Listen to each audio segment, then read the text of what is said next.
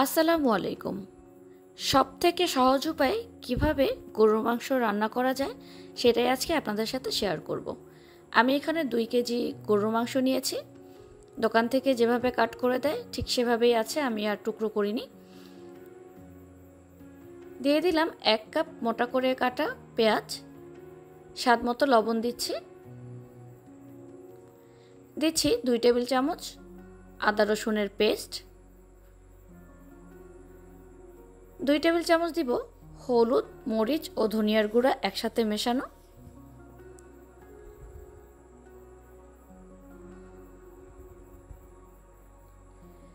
1 চা চামচ দিচ্ছি গরম মশলার গুঁড়ো,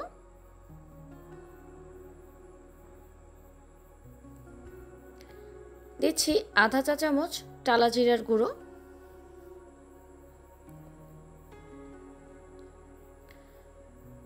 দুটো দারচিনি দিচ্ছি ছোট, সাথে দিচ্ছি 4টা লবঙ্গ, 3টে এলাচ দিচ্ছি, আর 6-7টির মতো দিচ্ছি সাদা গোলমরিচ। আপনারা সাদা কালো যে কোনো গোলমরিচ ব্যবহার করতে পারেন। 1 কাপ পরিমাণ রান্নার সয়াবিন তেল দিচ্ছি,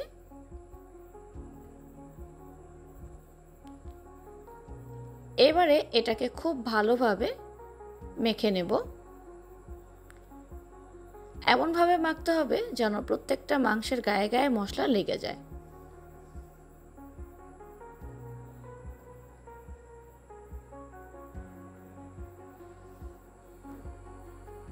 দেখতে পাচ্ছেন আমি সবগুলো মাংস খুব ভালোভাবে মেখে নিয়েছি মশলা দিয়ে। এবারে ঢেকে রেস্টে রেখে দেব বেশ কিছুক্ষণ। প্রায় ঘন্টাখানেক রেস্টে রাখার পরে আমি একটা চুলা জ্বালিয়ে নিয়েছি।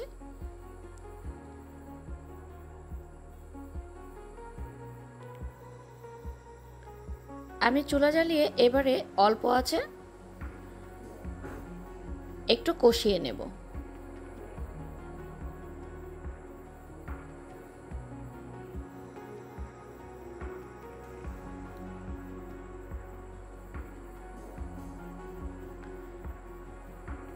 প্রায় 4-5 মিনিট পরে আমি আরেকটু নাড়াচাড়া করে দিচ্ছি যেন নিচে লেগে না যায়। অবশ্যই চেষ্টা করবেন রান্নার সময় যেন হাঁড়িতে লেগে না যায়।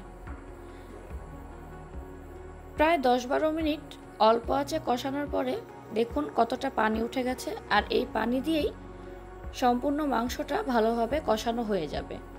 আমি 4-5 বার ঢেকে দিয়ে ঠিক 4-5 মিনিট পর পর একটু একটু করে নেড়ে চেড়ে মাংসটাকে খুব ভালোভাবে কষিয়ে নিচ্ছি।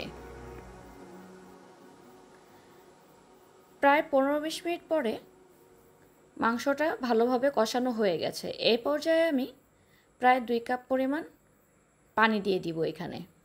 এর থেকে বেশি পানি ব্যবহার করার দরকার নেই, কারণ কষানোর সময় মাংসটা প্রায় 40% কুক হয়ে গেছে।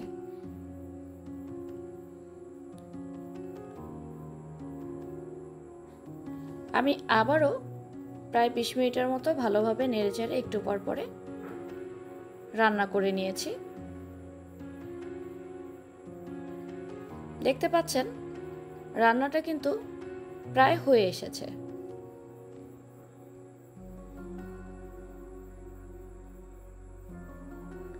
এই পর্যায়ে আরও 5 মিনিট রান্না করার পরে দেখতে পাচ্ছেন রান্নাটা একদম রেডি। দেখলেন তো কত সহজেই ঘরে থাকা উপকরণ দিয়ে মজাদার গরুর মাংস রান্না করা যায়। আমার মনে হয় এর থেকে সহজ রেসিপি আর হতেই পারে না। সবাই ভালো থাকবেন, সুস্থ থাকবেন। আল্লাহ হাফেজ।